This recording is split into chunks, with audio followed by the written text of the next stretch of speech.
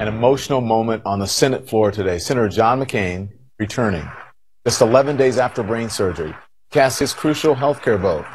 And he had a powerful message for his colleagues on both sides of the aisle. Let's trust each other. Let's return to regular order.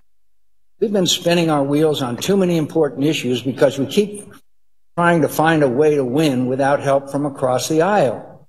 That's an approach that's been employed by both sides, mandating legislation from the top down without any support from the other side, with all the parliamentary maneuvers that requires. We're getting nothing done, my friends. We're getting nothing done. All we've really done this year is confirm Neil Gorsuch to the Supreme Court.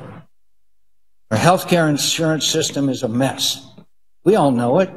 Those who support Obamacare and those who oppose it. Something has to be done. Gus? Congressman Steve Israel, CNN political commentator. Also Anna Navarro and Scott Jennings, both political commentators.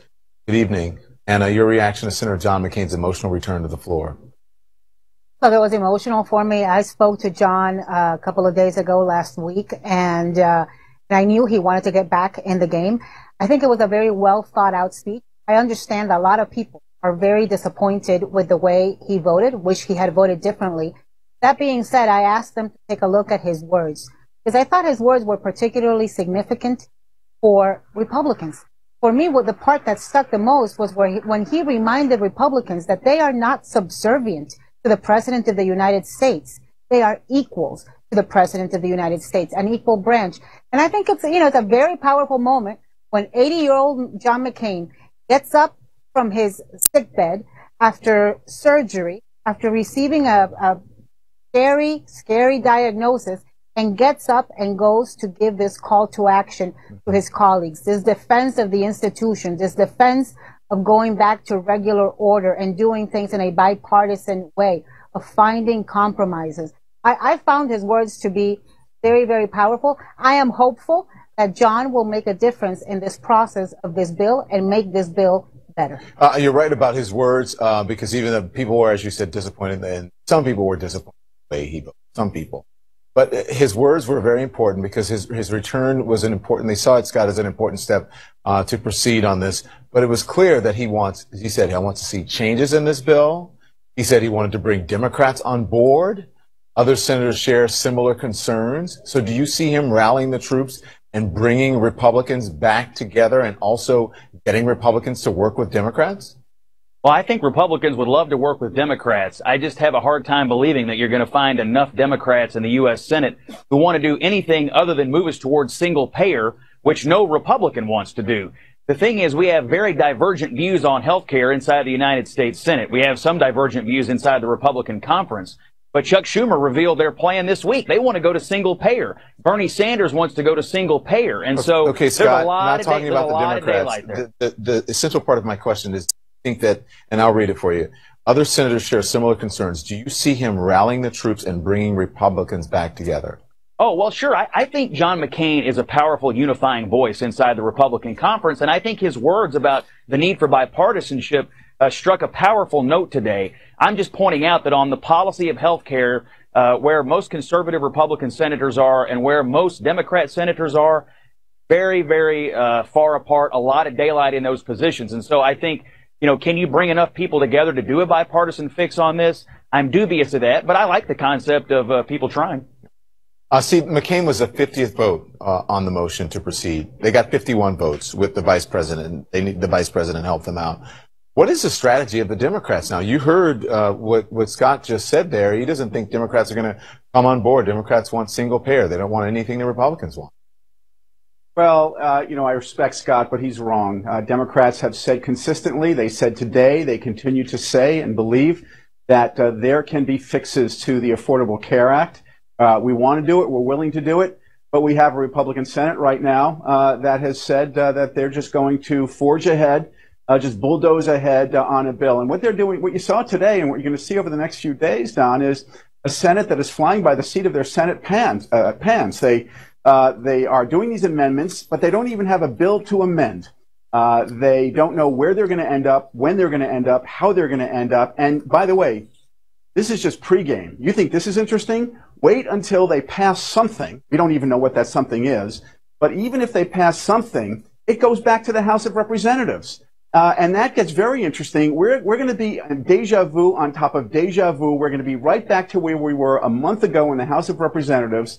If there's a House-Senate conference in this debate between the Freedom Caucus and the moderates, which tells you that this is just chaos. It's irresponsible. John McCain was right. Is there any way to get people together constructively? Is there any way that you will work with Republicans?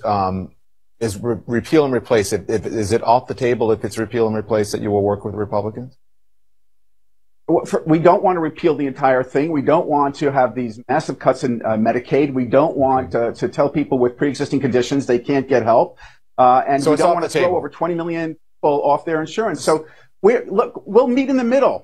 Absolutely, we will meet in the middle. Do you care what it's called? Do you care if it's called Trump Care? Do you care if it's called whatever the American? I don't care what it's called, as long as the American people are able to get health care that is quality, that is affordable, and doesn't discriminate against them if they have things like breast cancer. Okay. Who cares what it's called? Okay. All right. Thank you for that. Let me tell you, Don, it's quickly, very because I want to move on. It's easy to posture when you think you can get your way. When you realize you can't, that's when compromise happens. And so if people stick to that position of John McCain, who bellowed today against the process or lack thereof of getting this bill passed, the fact that it had been done behind closed doors, the fact that there have been no amendments, if enough Republicans stick to that, we might at some point have a compromise. Well, go on. If you guys are having an excited conversation about this, so go on if you want to continue. You want to respond to that, Scott? Well, look, I actually think we've seen some bipartisanship in the Senate lately. Look, the Russia sanctions bill was a very bipartisan bill. It also tagged North Korea and tagged Iran. So the Senate has come together on other issues, not health care, but on other issues. They've shown they can come together and do things. So bipartisanship isn't totally dead. The issue on health care, though, is you've got Republicans who want nothing to do with what the core Democratic idea is, and you've got Democrats, as you just heard Steve say, who I also respect very much, who don't want to repeal and replace Obamacare. They largely like and think Obamacare is working, which Republicans, of course, don't believe. And so finding compromise in there, I think this is the one issue where you're going to have the broadest differences. I think even on tax reform, you're going to have more people with stuff in common in both parties in healthcare. Congressman, do you largely believe Obamacare is working? Because if you look at the CBO and if you look at studies, many experts have said Obamacare is not dying under its own weight. But there are Republicans who believe that. Do you agree, as Scott says, that you... Look, I don't... President Trump says it's killing people. He says it's killing people. It's a disaster. I believe it has flaws, like many well-intended laws. It has flaws, and Democrats and Republicans have responsibility to fix it. I had breakfast yesterday with a Republican member of Congress who said to me that in quiet rooms, without cameras, without sound bites, he believes that they can get to a responsible compromise. And so maybe what we need to do is let those members of Congress have those quiet conversations and produce an alternative and a compromise that works for the American people outside of the kind of theatrics that we witnessed in the United States Senate today. All right. What Steve is alluding to, though, may be happening. This may wind up in a conference committee. And that's exactly the kind of process Steve's talking about, a quiet room with members in both parties. Thank you all. Got to go. I got to get